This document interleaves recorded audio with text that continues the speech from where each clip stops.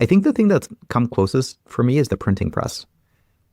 And so, if you look at Europe in, like in the mid 1400s, literacy was actually very low.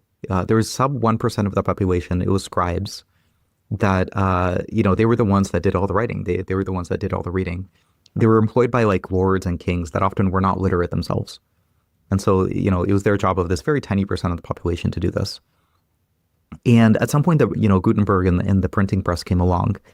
And there was this crazy stat that in the 50 years after the printing press was built, there was more printed material created than in the 1,000 years before.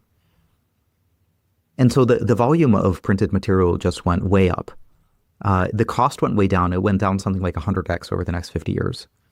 And if you look at literacy, it actually took a while because learning to read and write is, it's quite hard. It takes an education system. It takes free time. It takes like not having to work on a farm all day so that you actually have time for education and things like this.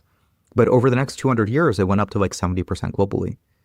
So I think this is the kind of thing that we might see is a similar kind of transition. And there was actually this interesting historical document where there was an interview with some like scribe in the 1400s about like, how do you feel about the printing press? And they were actually very excited because they were like, actually, the thing that I don't like doing is copying between books.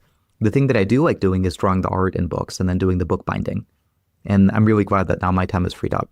And it's interesting, like as an engineer, I sort of felt like a parallel with this. Like this is sort of how I feel, where I don't have to do the tedious work anymore of coding because this has always been sort of the detail of it. It's always been the tedious